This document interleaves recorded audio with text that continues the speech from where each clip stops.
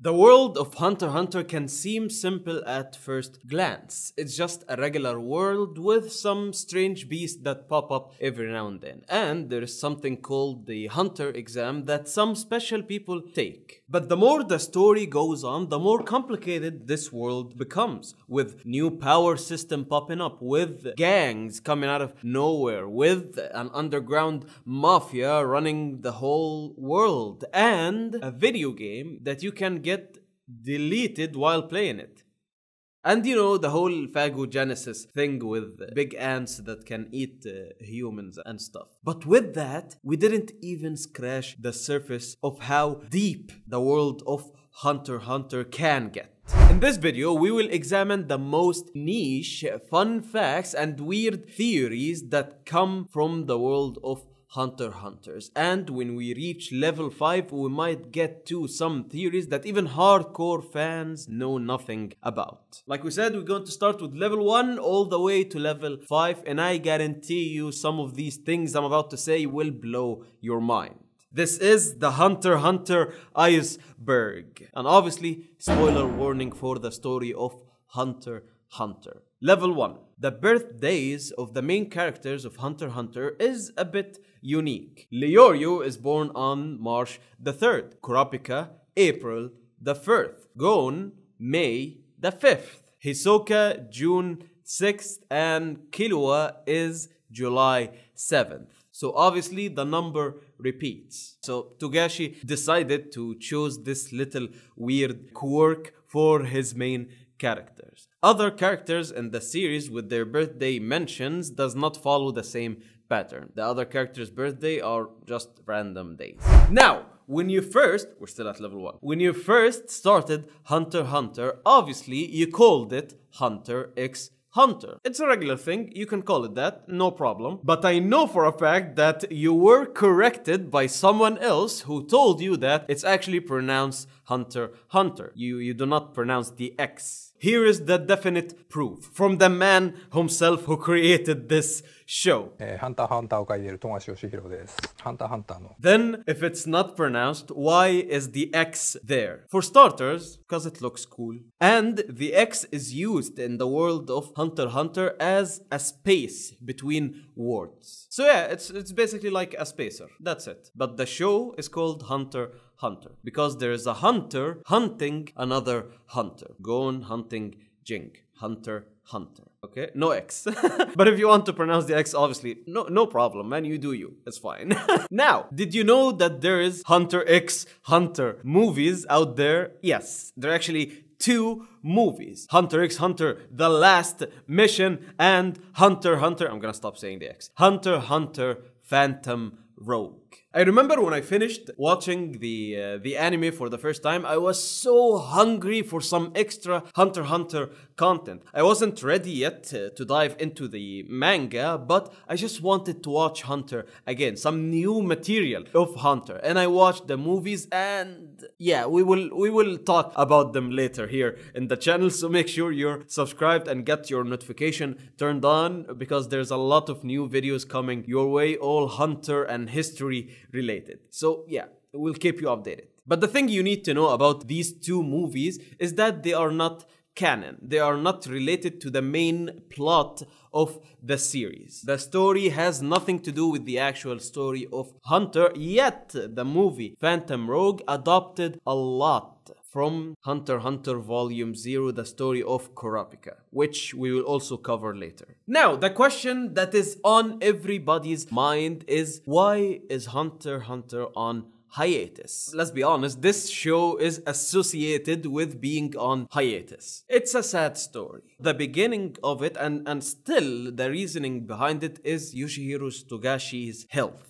The guy has a lot of back problems and he cannot draw for long periods of time. The saddest thing about that is that if you get the Hunter x Hunter volumes, in the beginning of each volume, there's like a little special note or message or story that Togashi likes to tell in the beginning. The more the story goes on, the more these little anecdotes get sadder and sadder as he expresses the pain that he is going through. Now, a while ago, the manga was cancelled from the Shonen Jump magazine, which is kind of a big deal. It was archived into the archive that the finished series goes in. So does that mean that Hunter x Hunter is cancelled? There will be no more Hunter x Hunter? Actually, no, the story is still going on and Togashi is still writing the story. It will just be published in a different way. And we're still waiting on chapter 401 to come out. And yeah, don't worry, we will keep you updated here in the Hunter Society. And the final factoid we got for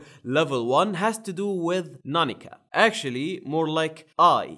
A little spoilers from the manga if you haven't read further from the story that finished in the anime. There is a lot of dangerous stuff in the Dark Continent. One of these dangerous things, or called calamities, is something called Ai. Ai is actually believed to be Nanika. Well, there was like a whole page with Nanika saying that she is from the Dark Continent, and right before it we got an explanation of what the calamity Ai is, and you can put 1 and 2 together and figure out that Nanika or Alika is actually Ai.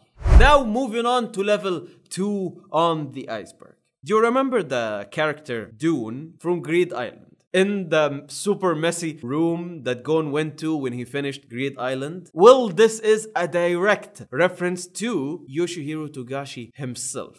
Togashi spends a lot of his time in his man cave playing Dragon Quest. He loves this game. Actually, you might say that the whole idea of Greed Island came from him playing Dragon Quest. And yes, this is an actual photo of Yoshihiro Togashi playing Dragon Quest in his man cave. Well, I cannot say a lot here because, yeah, I'm guilty of the same thing. You don't want to see my room in its natural habitat. But this is a direct reference in the anime that Togashi is basically putting himself in the anime. The character Dune in this space is a direct reference to this actual real-life photo of Yoshihiro Togashi. Moving on to the importance of translation. One of the biggest moments in Hunter x Hunter is the fight between Gon and Pitou, Neferpitou, the Royal Guard. The translation of that fight in the anime is drastically different from its original source, the manga. Pitou says in one very popular translation in the anime that Gon's power is now equals to that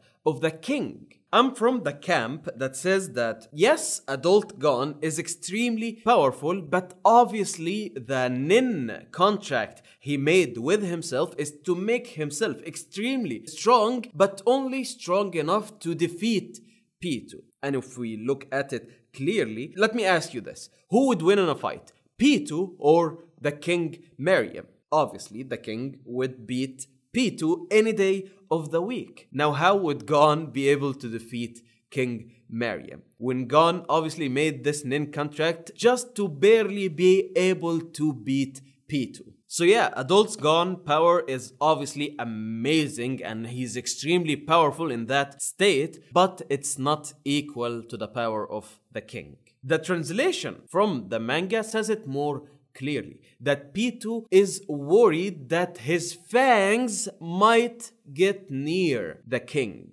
And the fangs thing is a reference to an earlier thought that Pitou thought of while she was healing Komugi. That's all there is to it. Pitou just didn't want Gon to be anywhere near the king. That's it. So yeah, it was just a mistranslation in one of the most important moments in the anime. Now, let's go into a weird little fact. Do you know that there is a Hunter x Hunter musical? Yes, it's a thing. And yes, I spend every day and night trying to find some way to watch this thing in full. But yeah, it's an actual thing. This musical tells the story of the Zoldyck family, but I did not watch it in its entirety because I cannot get it somewhere in its entirety filmed, so we'll just have to wait till my trip to Japan to watch it if it's on there. I don't know, it's definitely weird and it's definitely something that I want to watch. Now we're still on level 2 and just wanted to remind you that this is a new channel. We'll be doing all sort of content related to Hunter x Hunter, related to other anime, related to history, related to pop culture. I know it's a strange mix, but all I ask is that you just check out our videos. We're still in the beginning and we're going strong. So thank you for sticking around and watching me. And yeah, just wanted to say this. Thank you for watching, and let's keep on with the iceberg. Subscribe to the channel if that wasn't clear enough. Now let's talk about the religious symbols in Hunter x Hunter. You can see it clearly in some of the character designs, in some of the powers of the characters, or some of the items the character uses. You can try and search for a deeper meaning, but to be honest, I think for like 90% of the time, it's just there because Togashi likes the aesthetics of it. I mean, there is no real good reason why Killua's yo-yos has the seal of Solomon on it. I think it's just there because it looks cool. And also the design in the anime is different from the design that is originally in the manga. So yeah, it's more of like an aesthetic thing. A lot of Buddhism, a lot of Christian imagery. And yes, thematically in the story, there is a lot of similarities between the idea of the Phantom Troop and Jesus Christ with the apostles and everything. But I'm just talking about the aesthetics here, not the main theme of the story. It's just there is a lot of religious imagery in Hunter x Hunter. Now let's move on to level 3. That's where we get really obscure, and believe me, you're going to love what we got coming up next. So you know the guy that appeared out of nowhere in the Heavens Arena fight between Gon and Hisoka? Yeah, this guy is actually from a previous story from Yoshihiro Togashi called Level E. And yeah, that's it. He just decided to pop in some of the character that he drew in an old work as a reference to his own work, and this character has nothing to do with the world of Hunter x Hunter. Just popped in, said the line, and moved out. And it left us all confused as the commentator girl in the actual scene. It's going to get a bit dark here because I'll be covering something from the later chapters of Hunter x Hunter, so if you prefer not to know anything about the later chapters of Hunter x Hunter, you can skip to this timestamp because I have to mention this fact. What happened to Sarsa? So Sarsa is the little girl that was friends with the Phantom Troop before they became the Phantom Troop, when they were just some little kids living in Meteor City. Well, there was a lot of bad people that used to come to Meteor City to do a lot of bad stuff. And a lot of the bad stuff that they used to do, they did it on children. And Sarsa was a victim of that. She wasn't abducted by those bad people. In fact, something much worse happened. What did happen exactly? We do not know. But whatever happened broke Kurolo. Broke him really, really bad. And from this moment exactly, the Phantom Troop was created. The moment that Kurolo picked up the bag with the remainings of their friend. Togashi was really careful to reveal that something bad happened, but to not say it explicitly what exactly happened.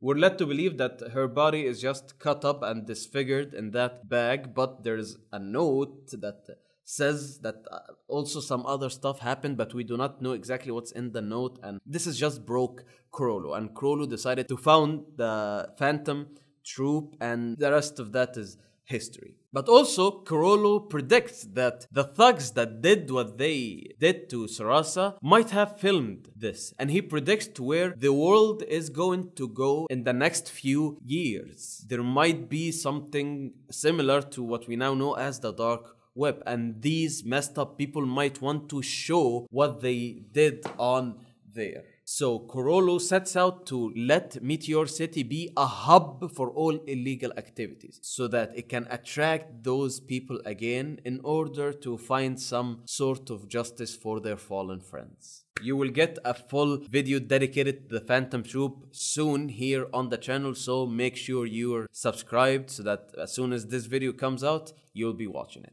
Now, we have to talk about another girl that was present during this incident. Sheila. Sheila is one of the characters that we get introduced to during this flashback telling the backstory of the Phantom true. And I think Sheila is a really important character. Sheila was their friend. Sheila was along with them during their little adventures, during the make-believe or the play that they put on during the Power Rangers parody or whatever you wanna call it. So this wasn't the first appearance of Sheila in the story. Sheila, yes, she ran away after they picked up the remains of their friends after she died, and we don't see her again after that. But let's go back to the other appearance Sheila made in the Hunter x Hunter Volume 0, the backstory of Kurapika. And yes, this is the same Sheila that appeared out of nowhere, that came into the tribe of the Kurta clan and yeah, picked up some stuff, stayed there for a while, gave them some book, took some stuff and just like changed the course of Kurapika's life. There's a lot of stories that came up regarding this weird character. And the leading theory, the one that shouldn't make any sense, but I believe that it makes a lot of sense, is that Sheila is actually Pariston Hill. Yes, the Pariston from the Zodiacs. Yes, the Pariston, the weird character, the villain of the chairman election arc. Yes, this Pariston is this little girl Sheila. I know it doesn't make any sense, but there will be a full video where I cover this theory and I'm in love with that theory and I love the weirdness of that character and how this theory actually comes together and it makes sense in the grand scheme of things. So stay tuned for that. I'm really excited to talk about it really soon. My god, I love having this channel, okay? So let's move on to level 5. You might think that I am a bit biased to put this little fact thing on level 5 on the iceberg, but it's here. I had to. At level 5, how much Yoshihiro Togashi is inspired by Egypt. And yes, because I'm of Egyptian origin, blah, blah, blah, whatever. This was at the start of writing the York New Art. If you checked out the manga volumes, Yoshihiro Togashi puts in the logs of his travels to Egypt with his wife. And from that, you can see the inspiration that he got from Egypt into the character. A character like Bolovanov. I always mispronounce his name. A character obviously like Finks. And the inspiration goes further along the story till we reach the Royal Guards of Miriam. The Royal Guards, almost all of them, has somewhat of an Egyptian mythology thing stamped on them. Mantutuupi is basically an Egyptian god name. Neferpitu is a cat. Come on! But anyway, Togashi-san, I'm glad that you had fun in Egypt. I hope you'll visit soon, and I'm really glad that your suitcase wasn't lost. Now that reference was really obscure. You can watch other content we made here on the channel by clicking on one of these videos, and I'll see you over there. Thanks for watching.